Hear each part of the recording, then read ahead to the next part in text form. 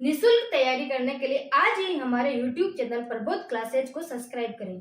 साथियों, सभी प्रतियोगी परीक्षाओं की निशुल्क तैयारी करने के लिए आज ही हमारे YouTube चैनल पर नमस्कार साथियों, स्वागत है आप सबका प्रबोध क्लासेज के यूट्यूब चैनल में। साथियों, आज हम बात कर रहे हैं फिर से वही क्वेश्चन, यानी कि अपने एमसीक्यू क्वेश्चन चल रहे थे उसके ऊपर हम चर्चा कर रहे थे। और आज हमारा जो प्रश्न है वो 51 नंबर से लेके 75 नंबर, यानी कि आज फिर 25 प्रश्नों की प्रश्नोत्तरी रहने वाली है। ठीक है, तो इसी बात को आगे बढ़ाते हुए हम बात करते हैं सबसे पहले कि 51 नंबर का जो प्रश्न आपके सामने आपको दिख रहा है, तो आप फटाफट से प्रश्न पढ़िए और मुझे कमेंट बॉक्स में उत्तर देने की। हाँ, 51 नंबर का प्रश्न आपका, बीसल देव रासो के संपादन करता इनमें से हैं। बीसल देव रासो, यहाँ पे रास नहीं है, बीसल देव रासो, बीसल देव रासो के संपादन करता इनमें से है। निम्न में से बीसल देव रासो के संपादन करता कौन है? तो पहला ऑप्शन आपके सामने आचार्य रामचंद्र शुक्ल एवं दशरथ शर्मा। दूसरा ऑप्शन आपके सामने दशरथ शर्मा एवं हजारी प्रसाद द्विवेदी।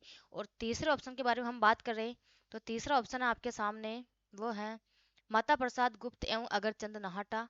और चौथा ऑप्शन आपके सामने वो है हजारी प्रसाद द्विवेदी एवं अगरचंद नाहटा। तो साथियों, इसमें हम बात करें तो सही उत्तर हो जाएगा सी ऑप्शन, माता प्रसाद गुप्त एवं अगरचंद नाहटा जो है वो बीसल देव रासो के संपादन करता माने जाते हैं। ठीक है, अगर हम बीसल देव रासो की बात करें तो इनके रचनाकार कौन है? तो रचनाकार कौन है बीसल देव रासो के? तो वो है नरपति नाल। नरपति नाल बीसल देव रासो के रचनाकार माने जाते हैं। ठीक है, आगे हम बात करते हैं 52 नंबर का प्रश्न आपके सामने। सरप्पा से संबंधित कौन सा तथ्य सही नहीं है?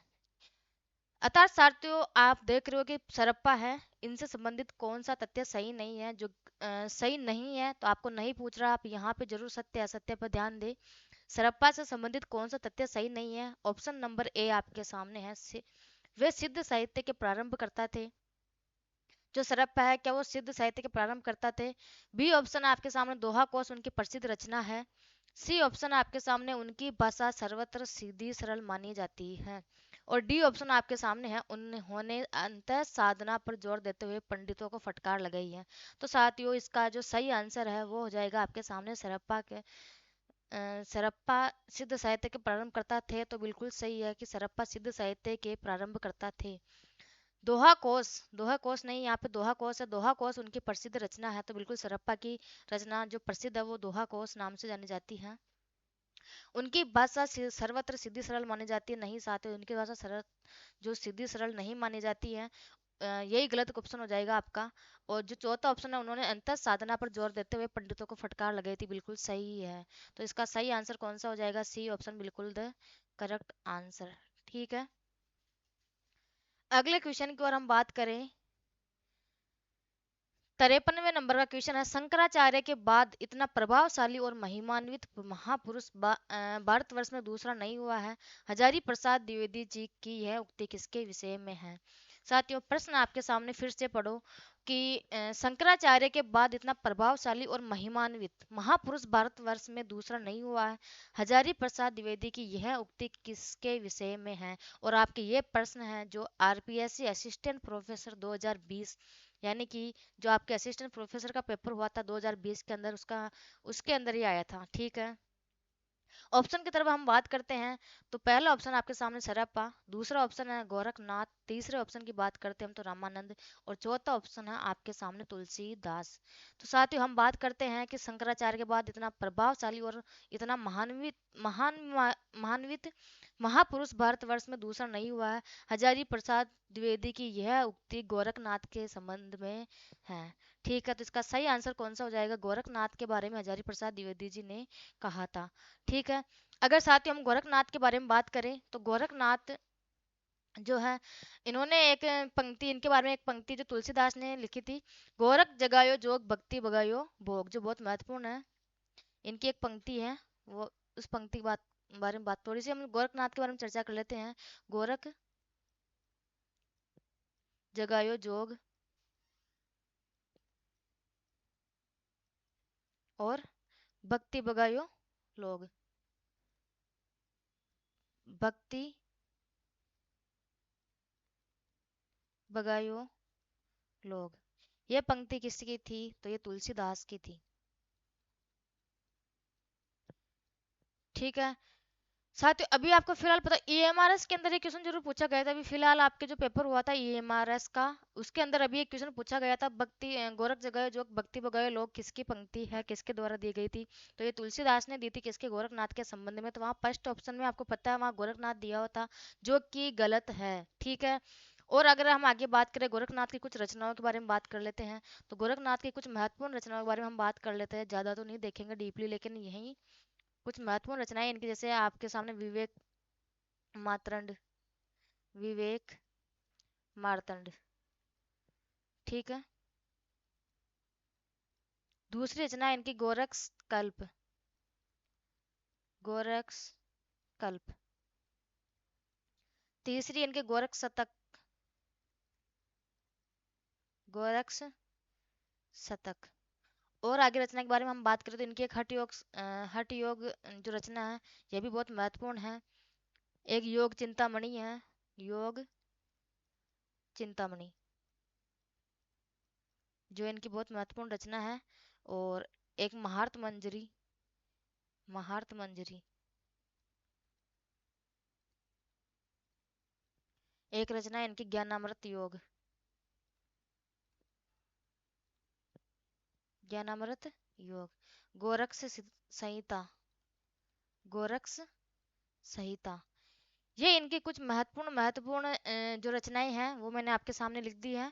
कि गोरखनाथ की एक तो पंक्ति है, गोरख जगह जो भक्ति बगायो लोग, ये किसके बारे में? तो ये गोरखनाथ के बारे में तुलसीदास ने कही थी। और इनकी कुछ रचनाओं के बारे में हम बात करते हैं तो विवेक मातरंड, गोरख कल्प, गोरख शतक। हठ योग इनकी बहुत महत्वपूर्ण है, विवेक मार्तंड और हठ योग, योग चिंतामणि बहुत महत्वपूर्ण रचनाएं इनकी। इसके बाद महार्त मंजरी, ज्ञानामृत योग और गोरख संहिता इनकी प्रमुख रचनाएं हैं। ठीक है, अगले क्वेश्चन की ओर बात करते हैं हम। जो आपके सामने कथन है, एक कथन के बारे में हम सबसे पहले कथन पढ़ते हैं कि अपभ्रंश के कवियों को विस्मरण करना हमारे लिए हानि की वस्तु है। यही कहीं हिंदी काव्य धारा के प्रथम श्रेष्ठा थे। यह कथन किसका है? साथियों कथन को फिर से कथन को दो बार पढ़े आप, क्योंकि कथन को कम से कम दो बार पढ़ना चाहिए ताकि वो एक बार दिमाग में सेट हो जाएगी कि पूछना क्या चाह रहा और किसका कथन है। अपभ्रंश के कवियों को विस्मरण करना हमारे लिए हानि की वस्तु है। यही कवि हिंदी काव्य धारा के प्रथम श्रेष्ठा थे। यह कथन किसका है? तो आपके सामने चार ऑप्शन है, उसमें से सबसे पहला ऑप्शन है राहुल सांकृत्यायन जी, दूसरा ऑप्शन है शिव सिंह सेंगर, तीसरा ऑप्शन है आपके सामने मिश्र बंधु, और चौथा ऑप्शन है आपके सामने हजारी प्रसाद द्विवेदी जी। तो साथियों ये कथन किसका है? तो ये राहुल सांकृत्यायन जी का कथन है। इन्होंने कहा था कि अपभ्रंश के कवियों को विस्मरण करना हमारे लिए हानि की वस्तु है। यही कवि हिंदी काव्य धारा के प्रथम श्रेष्ठा थे। और ये कथन किसका है? तो राहुल सांकृत्यायन जी का है। और राहुल सांकृत्यायन ने हम बात करें तो राहुल सांकृत्यायन ने हिंदी का प्रथम कवि माना था। किसको माना था? सरप्पा को। तो इन्होंने हिंदी का प्रथम कवि किसको माना था? इन्होंने हिंदी का प्रथम कवि इन्होंने हिंदी का प्रथम कवि किसको माना था? तो सरप्पा को माना था। ठीक है, इसके बाद अगले क्वेश्चन की ओर हम बात करते हैं। अगला क्वेश्चन अपना 55 नंबर का क्वेश्चन है, 55 नंबर का। इनमें से कौन सा विवरण सही नहीं है? इनमें से कौन सा विवरण है जो सही नहीं है? असिस्टेंट प्रोफेसर 2020 के अंदर ये क्वेश्चन आया था। तो आप देख सकते हो कि क्वेश्चन की जो संख्या भरमार है आपके लिए। इतने क्वेश्चन अपने हिंदी साहित्य में क्वेश्चनों की कमी नहीं, इतने एक्स्ट्रा क्वेश्चन बन जाते हैं अपने, तो पता नहीं विशेषताओं में से कहाँ से रचनाएं इतनी सारी है कि कहीं से भी क्वेश्चन बन जाता है। तो आप इसमें ऑप्शन नंबर ए देखिए पहले, कि सिद्धों की वाम मार्गी भोग साधना की प्रतिक्रिया में नाथ पंथियों की हठयोग साधना प्रारंभ हुई। क्या ये ऑप्शन बिल्कुल सही है क्या? कि सिद्धों की वाम मार्गी भोग साधना की प्रतिक्रिया में नाथ पंथियों की हठ योग साधना प्रारंभ हुई थी? क्या बिल्कुल हुई थी? सिद्धों की वाम मार्गी भोग साधना के अंदर नाथ पंथियों की हठ योग साधना प्रारंभ हुई थी।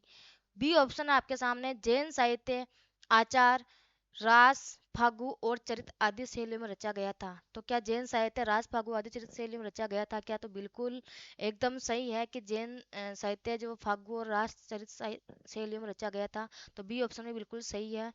सी ऑप्शन की तरफ हम बात करते हैं। हिंदी प्रदेश के पूर्वी भाग में इसमें साथियों सही नहीं है जो पूछा है, तो आपको एक बार क्वेश्चन पे ध्यान देना है। हिंदी प्रदेश के पूर्वी भाग में जैन साधुओं ने हिंदी कविताओं के माध्यम से जैन मत का प्रचार किया था क्या? तो नहीं किया था। हिंदी कविताओं के माध्यम से जैन मत का प्रचार नहीं हुआ था। अगर एक बार हम डी ऑप्शन की तरफ बात करें, तो सिद्ध साहित्य बौद्ध धर्म की वज्रयान शाखा से विकसित हुआ था। बिल्कुल सिद्ध साहित्य वज्रयान शाखा से जो है विकसित हुआ था। तो सी ऑप्शन इसका बिल्कुल गलत आंसर, और अपने लिए यही सही आंसर हो जाएगा। तो C option is the correct answer. ठीक है। और अगर हम बात कर रहे हैं, तो जो जैन धर्म के जो प्रचार प्रसार के अंदर महावीर स्वामी थे, उन्होंने जैन धर्म का जो प्रचार प्रसार काफ़ी ज़्यादा किया था। और इन्होंने जो जैसे इनका जो प्रचार है वो बिहार और तिरहुत और एक और जो अवध प्रांत है, इनके अंदर जो है जैन धर्म का प्रचार प्रसार किया था। ठीक है। तो सी आंसर इसका बिल्कुल सही उत्तर हो जाएगा। अगले प्रश्न की ओर हम बात करते हैं। आचार्य रामचंद्र शुक्ल के अनुसार किस रचना के आधार पर विद्यापति मैथिल कोकिल कहलाए? प्रश्न को वापस अच्छे से दोबारा पढ़े ताकि प्रश्न आपका गलत नहीं हो। आचार्य रामचंद्र शुक्ल के अनुसार किस रचना के आधार पर विद्यापति मैथिल कोकिल कहलाए थे? पदावली। दूसरा ऑप्शन है आपके पास कीर्ति पताका, तीसरा ऑप्शन है कीर्ति लता, और चौथा ऑप्शन आपके सामने लिखनावली। तो साथियों, आचार्य शुक्ल के अनुसार विद्यापति मैथिल कोकिल पदावली के अनुसार कहलाए थे। और अगर हम बात करते हैं विद्यापति की कुछ रचनाओं के बारे में, तो विद्यापति की कुछ रचनाएं अपने पास, तो विद्यापति की कुछ रचनाओं के बारे में हम बात करते हैं। तो इनकी कुछ रचनाएं हैं जो संस्कृत वाली, जैसे अपन बात करते हैं लिखनावली। एक रचना है इनकी लिखनावली। एक है इनकी दान वाक्यावली। दान वाक्यावली। तीसरी रचना है इनकी गंगा वाक्यावली।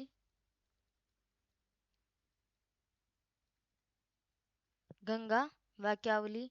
ये आदि कुछ रचनाएं हैं जो इनके संस्कृत भाषा में रचित भी थी, और पदावली के कारण ही इन जो आचार्य रामचंद्र शुक्ल जी, इनको विद्यापति को मैथिल कोकिल नाम से बताया था। ठीक है।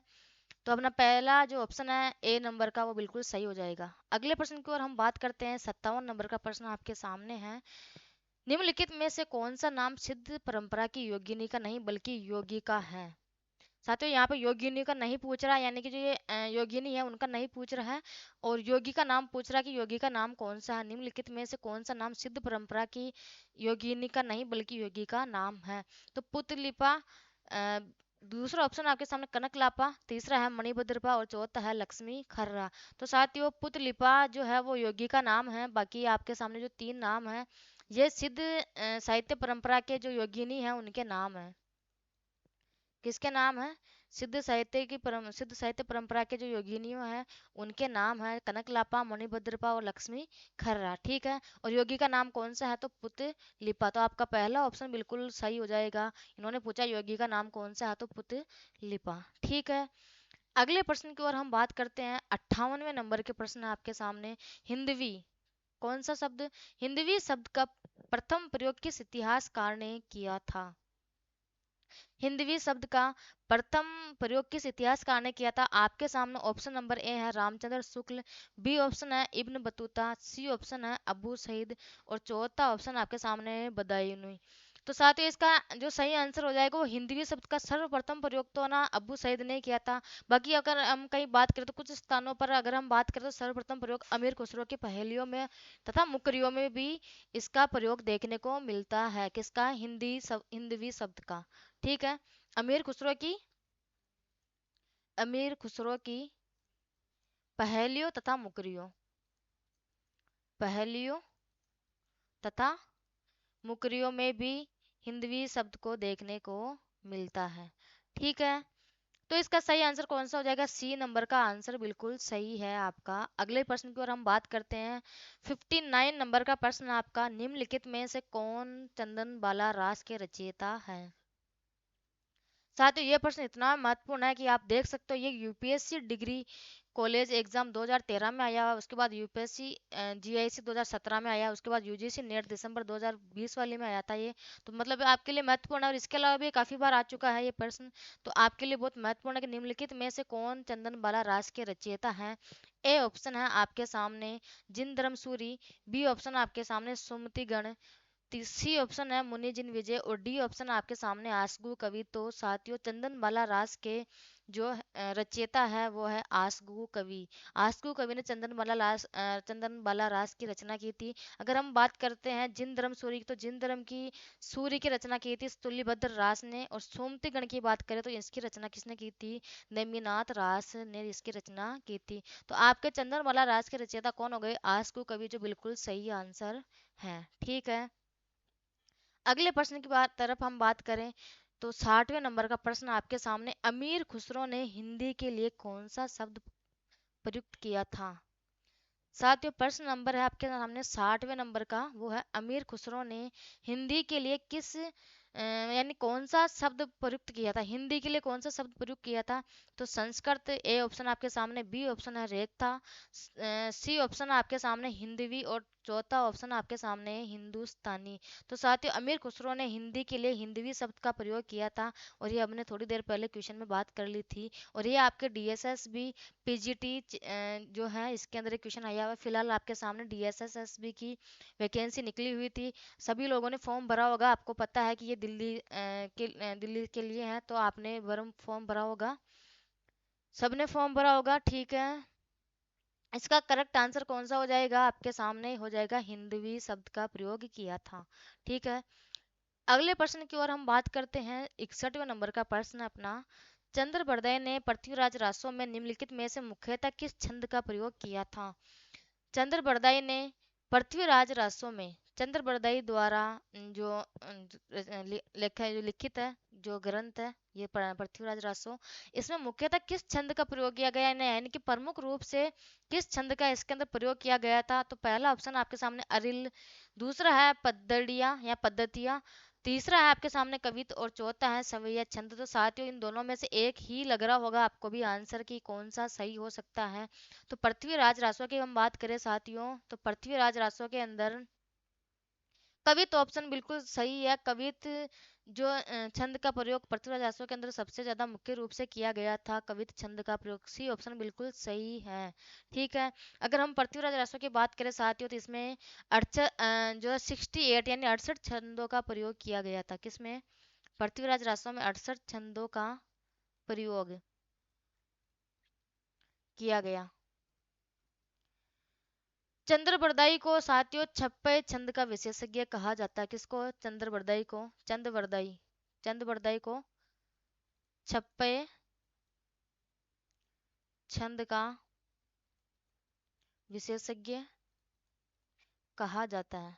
क्या कहा जाता है? चंद्रबरदाई को छप्पय छंद का विशेषज्ञ कहा जाता है। ठीक है साथियों, अगर यही हम एक आचार्य रामचंद्र शुक्ल ने क्या कहा था, तो शुक्ल ने चंद्रबरदाई को हिंदी का प्रथम कवि भी माना था। किसने? आचार्य रामचंद्र शुक्ल ने चंद्रबरदाई को चंद्रबरदाई को हिंदी का प्रथम कवि हिंदी का प्रथम कवि माना था, प्रथम कवि माना था। अगर वहीं हम बात करते हैं कि पृथ्वीराज जो रासो है इसको आचार्य रामचंद्र शुक्ल जी ने क्या माना था, तो पृथ्वीराज रासो को क्या माना था? तो हिंदी का प्रथम महाकाव्य माना। किसने? हिंदी का प्रथम महाकाव्य, हिंदी का प्रथम महाकाव्य किसने माना? तो आचार्य रामचंद्र शुक्ल जी ने हिंदी का प्रथम महाकाव्य माना पृथ्वीराज रासो को, और चंद्रबरदाई को हिंदी का प्रथम कवि माना था। अगर हम बात करते हैं चंद्रबरदाई की, तो इनको छप्पय छंद का विशेषज्ञ भी कहा जाता है। और पृथ्वीराज रासो के अंदर 68 छंदों का प्रयोग किया गया था, और पृथ्वीराज रासो के अंदर कवित छंद का मुख्य रूप से प्रयोग किया गया था। ठीक है, इतने सारे जो डाउट आपके एक ही क्वेश्चन में क्लियर हो रहे हैं, तो साथियों फटाफट से आप लोगों से एक एक बात की रिक्वेस्ट है कि आप लोग वीडियो को शेयर जरूर करना, शेयर करने के लिए मत भूलना। ठीक है, अगले प्रश्न की ओर हम बात करते हैं। 62 नंबर का प्रश्न अपने सामने, 62 नंबर का जो प्रश्न है वो है, अमीर खुसरो का जन्म स्थान कौन सा है? अमीर खुसरो का जो जन्म स्थान है वो कहाँ है? तो साथियों पहला ऑप्शन आपके सामने जयपुर में हुआ था, नहीं तो बी ऑप्शन आपके सामने इटावा, सी ऑप्शन आपके सामने एटा और डी ऑप्शन आपके सामने बिहार। तो साथियों हम अमीर खुसरो के जन्म स्थान के बारे में बात करते तो एटा यूपी में इनका जन्म हुआ था। कहाँ हुआ था? तो पटियाली नामक कस्बे में, पटियाली नामक कस्बे में इनका जन्म हुआ था। पटियाली नामक कस्बे में इनका जन्म हुआ था। किनका? अमीर खुसरो का जन्म हुआ था पटियाली नामक कस्बे में, एटा यूपी यानी उत्तर प्रदेश के अंदर इनका जन्म हुआ था। और यह प्रश्न आपके DSSSB के अंदर आपके ये प्रश्न आया हुआ था। ठीक है, अगले प्रश्न की ओर हम बात करते हैं कि डिंगल भाषा का अर्थ क्या है। साथियों डिंगल और पिंगल दो भाषा होती है अपने जो राजस्थानी भाषा की है, वो दो प्रकार होते हैं, एक तो डिंगल और एक पिंगल। यानी कि अब ये पूछ रहे हैं कि डिंगल भाषा का अर्थ क्या है। डिंगल भाषा के अर्थ के बारे में हम बात करते हैं। अवधि और बरज के योग से बनी भाषा है क्या? डिंगल भाषा अवधि और बरज के योग से बनी भाषा है क्या? नहीं। हरियाणवी मिश्रित राजस्थानी भाषा से बनी है? नहीं। डिंगल भाषा अर्धमागधी भी नहीं है साथियों। डिंगल भाषा यानी कि ये है आपके अपभ्रंश के योग से बनी शुद्ध राजस्थानी है। अपभ्रंश के योग से बनी कौन सी है? शुद्ध राजस्थानी डिंगल भाषा कहलाती है। अपभ्रंश के योग से बनी शुद्ध राजस्थानी डिंगल भाषा कहलाती है। बिल्कुल साथियों, डी ऑप्शन आपका करेक्ट आंसर है। ठीक है, अगले प्रश्न की ओर हम बात करते हैं। आपके सामने 64 साथियों आपके सामने क्वेश्चन नंबर है। आचार्य रामचंद्र शुक्ल के अनुसार चंद्र बरदाई है। ये आपके यूजीसी नेट में पूछा गया था 2020 जून के अंदर जो पेपर हुआ था सेकंड शिफ्ट के अंदर, जो 2021 में। ठीक है, तो आपके सामने प्रश्न है आचार्य रामचंद्र शुक्ल के अनुसार चंद्र बरदाई के बारे में दिया गया है कि इन्होंने क्या माना है। तो केवल कवित के रचयिता माना है। हिंदी के प्रथम महाकवि, अभी थोड़ी देर पहले अपन ने बात की थी कि हिंदी के प्रथम महाकवि माना है क्या? केवल दुआ और तोमर के रचयिता मानना है। व्याकरण में पारंगत, व्याकरण में पारंगत तो बिल्कुल साथियों आचार्य रामचंद्र शुक्ल ने कहा ही है। हिंदी के प्रथम महाकवि भी किसने कहा था? तो आचार्य रामचंद्र शुक्ल ने चंद्र बरदाई के बारे में। हिंदी के प्रथम महाकवि, हिंदी के प्रथम महाकवि। ठीक है, उधर हमने महाकाव्य कहा था या महाकवि कहा था साथियों? प्रथम महाकाव्य। और ये महाकवि की बात करें तो महाकवि किसको मानते हैं? चंद्र बरदाई को मानते हैं। तो इसमें आपके ऑप्शन नंबर 2 और 4 सही हो जाएगा। 2 और 4 नहीं, बी ऑप्शन नहीं, सी ऑप्शन में 3 और 4 नहीं हो सकता। दूसरा और चौथा, डी ऑप्शन बिल्कुल सही है साथियों। 64वें नंबर के प्रश्न में आपका डी ऑप्शन बिल्कुल सही है। आचार्य रामचंद्र शुक्ल के अनुसार चंद्र बरदाई हिंदी के प्रथम महाकवि है। और व्याकरण में पारंगत भी आचार्य रामचंद्र शुक्ल ने चंद्र बरदाई के बारे में बताया था। ठीक है, अगले प्रश्न की ओर हम बात करते हैं। जन्म काल के अनुसार निम्नलिखित कवियों का सही अनुक्रम है। जन्म काल के अनुसार साथियों सबसे पहले हम लुइपा के जन्म के बारे में बात करते हैं। तो लुइपा का जो जन्म समय है वो 773 ईस्वी है। स्वयंभू के जन्म समय के बारे में हम बात करते हैं तो 693 ईस्वी है स्वयंभू का जन्म। हेमचंद्र का है तो वो है 1088 ईस्वी के लगभग। और पुष्यदंत के जन्म समय के बारे में हम बात करते हैं तो 613 ईस्वी। ठीक है साथियों, तो इसका सही ऑप्शन कौन सा हो जाएगा? इसका सही ऑप्शन हो जाएगा आपके सामने 4, उसके बाद आपके 3, 4, 2। 4, 2 ऑप्शन में नहीं आ रहा है साथियों। तो आपको पुष्यदंत का जो समय है वो सही है, या तो आप 613 मान सकते हो। कहीं कहीं आपको इसका 713 भी देखने को मिलेगा, लेकिन ठीक है 613 या फिर 713 ईस्वी। तो इसका साथियों 713 ईस्वी भी देख सकते हो। तो इसका सही जो उत्तर हो जाएगा वो हो जाएगा, आपके इसमें ऑप्शन में नहीं दिया हुआ। ठीक है, आप ये देख लो ऑप्शन के अंदर कि आपके जो चौथा, फिर इसके बाद दूसरा, फिर पहला, और फिर तीसरा।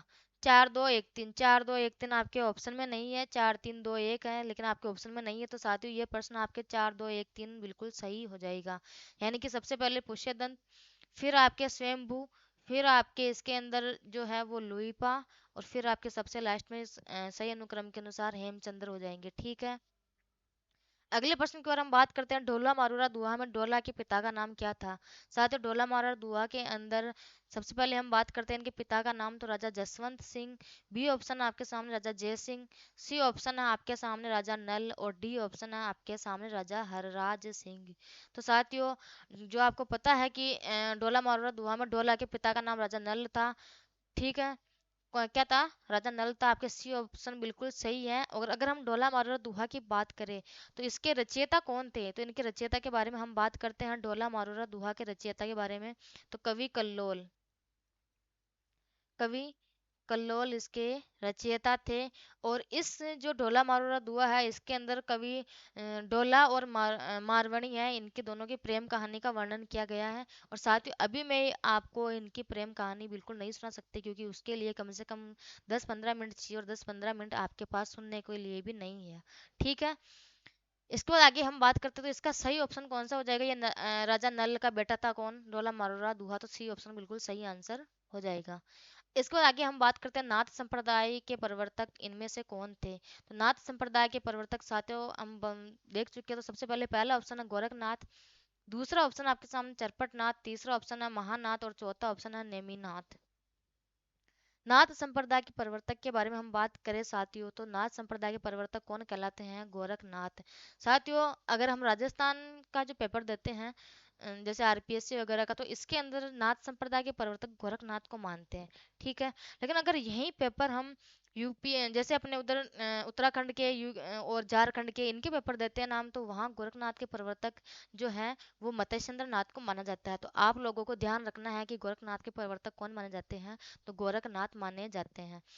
साथियों गोरखनाथ के बारे में हम अगर कुछ बात करें नाथ संप्रदाय के बारे में, तो जैसे इन्होंने हठ योग साधना पद्धति को अपनाया था। और नाथों की संख्या कितनी है? तो इसमें 9 मानी गई थी। ठीक है। तो आपका सही आंसर कौन हो जाएगा इसमें?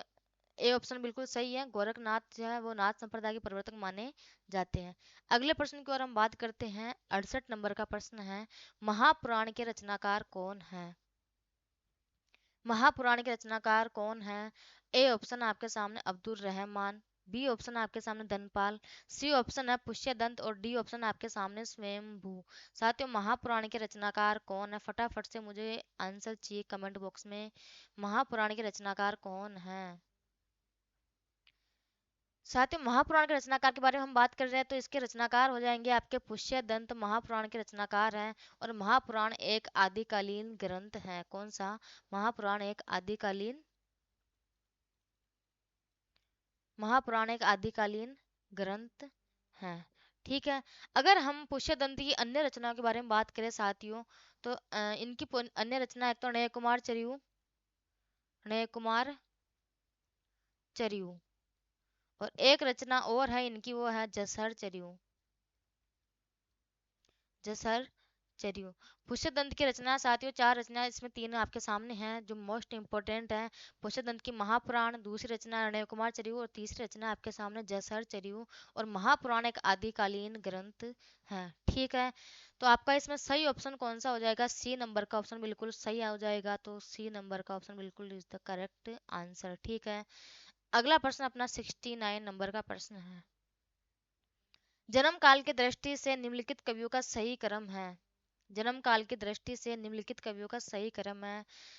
ए ऑप्शन आपके सामने जगनिक, खुसरो, श्रीधर और चंद्रवरदाई, खुसरो, श्रीधर, चंद्रवरदाई और जगनिक।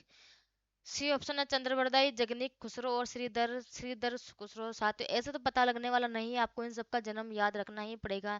तो सबसे पहले हम जो पहला ऑप्शन है इसकी तरफ बात करते हैं। जगनिक का जो जन्म काल वो क्या है? तो जगनिक का 1173 ईस्वी है। और खुसरो की बात करें हम, तो खुसरो की 1253 ईस्वी है। और अगर आगे इसके बाद हम बात करते हैं श्रीधर का, तो श्रीधर का है 1800 ईस्वी के लगभग। और चंद्रप्रदाय का जन्म समय है वो 1168 ईस्वी है। ठीक है साथियों। तो सबसे पहले हम ऑप्शन की बात करते हैं। खुसरो का समय कितना है? 1253, तो ये नहीं हो सकता। और चंद्रप्रदाय का कितना है? चंद्रप्रदाय का 1168 है। श्रीधर का 1800 के आसपास है, 1800 ईस्वी के लगभग है। तो साथियों श्रीधर का बिल्कुल नहीं हो सकता पहले नंबर पे। चंद्रप्रदाय सबसे पहले नंबर पे आएंगे, तो पहले ऑप्शन में 1168 ईस्वी सबसे पहले, इसके बाद जगनिक 1173 ईस्वी, तो सेकंड नंबर पे ये हो जाएगा। उसके बाद हम बात करते हैं तीसरे नंबर पे खुसरो, क्योंकि 1253 जो है खुसरो का जन्म समय है, तो तीसरे नंबर पे 1253 हो जाएगा। और चौथे नंबर पे आपके श्रीधर हो जाएंगे। श्रीधर है 1800 ईस्वी। यानी कि आपके चंद्रप्रदाय का जो जन्म समय है 1168 ईस्वी, जगनिक का हो गया आपके 1100 73 ईस्वी। खुसरो का हो गया आपके जो जन्म है वो हो गया 1253 ईस्वी। और सिद्र का हो गया 1800 ईस्वी के लगभग। यानी कि आपके साथ अर्थात आपके सी नंबर का ऑप्शन बिल्कुल करेक्ट आंसर है। ठीक है, अगले प्रश्न की ओर हम बात करते हैं। 70 नंबर का प्रश्न आपके 70 नंबर का प्रश्न है। 70 नंबर का प्रश्न, इनमें से कौन सा ग्रंथ लौकिक चरित काव्य माना जाता है? इनमें से कौन सा ग्रंथ है जो लौकिक चरित काव्य माना जाता है? पहला ऑप्शन है आपके सामने भविष्यत कहा, दूसरा ऑप्शन है आपके सामने परमात्म प्रकाश, तीसरा ऑप्शन है योग सार और चौथा है आपके सामने पाहुड़ दोहा। तो साथियों, 70 नंबर के प्रश्न के बारे में हम बात करते हैं। सबसे पहले तो इनमें से कौन सा ग्रंथ लौकिक चरित काव्य माना जाता है? भविष्यत कहा, परमात्मा प्रकाश, योगसार और पाहुड़ दोहा। तो सबसे पहले अगर हम चरित काव्य के बारे में बात करें तो भविष्यत कहा है वो किसकी है? धनपाल की रचना है, जिसमें लिखा हुआ कि जो धन भविष्यत कहा है वो ग्रंथ लौकिक चरित काव्य माना जाता है। और ये किसका है? तो ये धनपाल द्वारा रचित रचना है। कौन सी? भविष्यत कहा। अगर हम परमात्मा प्रकाश की बात करते हैं कि परमात्मा प्रकाश है वो किसकी रचना है, तो साथ ही परमात्मा प्रकाश और योग सारे दोनों किसकी रचना है? इसके लेखक कौन है? तो ये इनके जो इंदु इनके लेखक हैं। कौन साथियों? जो इंदु।